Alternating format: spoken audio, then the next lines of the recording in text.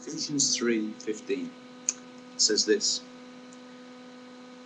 I pray that out of his glorious riches he may strengthen you with power through his Spirit in your inner being, so that Christ may dwell in your hearts through faith.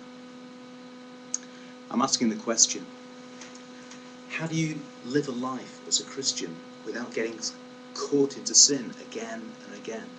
And the only real answer is the word power, the powerful presence of God, the Holy Spirit, in my life, in your life. And it's the word dunamis. I'm sure you've heard of that word. It's the word where we get dynamite from. Dynamite, something that explodes, something that's powerful, something that changes everything immediately.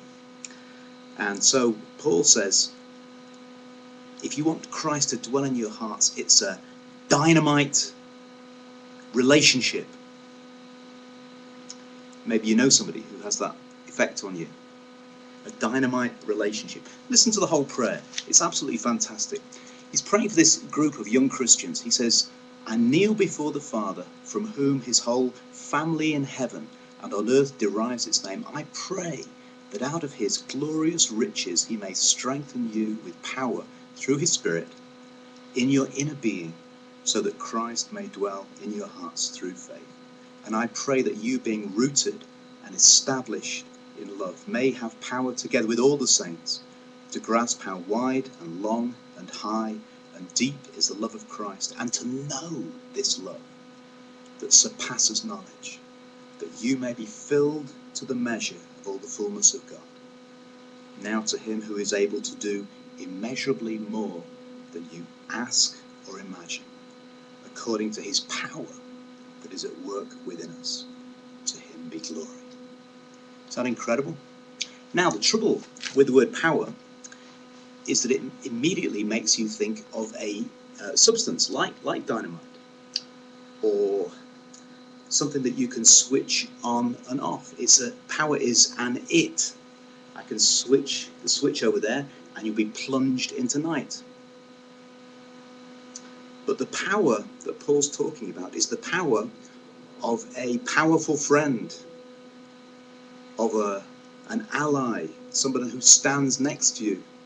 Here you are, you're 5 years old, you're in the first year at school, but no bully dare come near you because your brother, all right, Ted, is behind you. And no one's going to mess with you because you have a powerful presence in your life. You see it? It's got to be like that. The trouble with power is, in a substantival way, is that it's something that you have control of. But with God, it's never like that. You walk with him, and his powerful presence enables you to keep from sin out of his glorious riches.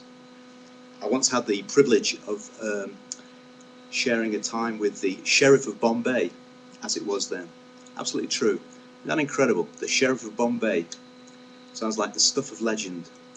And that was a man who had the control and resources, the ability to change the lives of over 20 million people in that great city. And I was in his powerful presence. Is that interesting? But when we're in the presence of the King, this is how Paul's praying. He's saying, out of his glorious riches, out of his resources. So what does his power do? It's not to make you famous. It's not to make you notorious. It's not to make people a celebrity.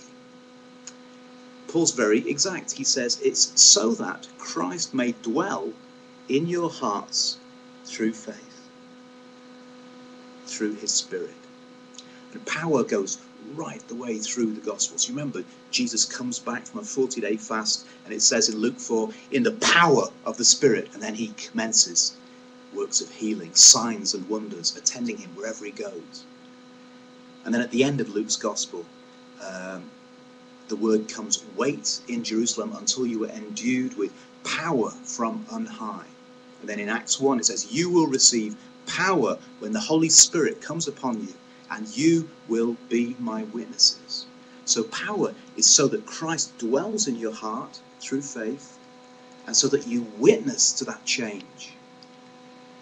The power of God is what brings you alive through the Spirit, and it's that power that keeps you alive, that shapes your life, the sanctifying nature of the power of God's presence. Do you remember that film? No, it's probably before you were born. Alec Guinness, it's the man in the white suit. William Booth had this line in the song, there's power in the... Do you remember that song? What was it called? Power in the blood, power in the blood. Would you be free from the burden of sin? It's probably the wrong song. Here's the gist of it. He said, power to walk the world in white. Listen, the world is a sewer. The world is a desperate place. It is dark and dirty and dangerous. And you've been handed a white suit and told to stay clean. How do you do it?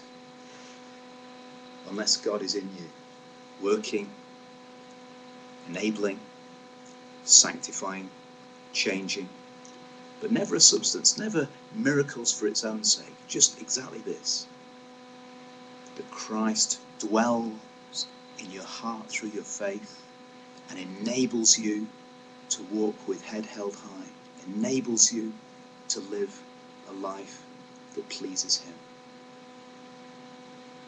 God bless you.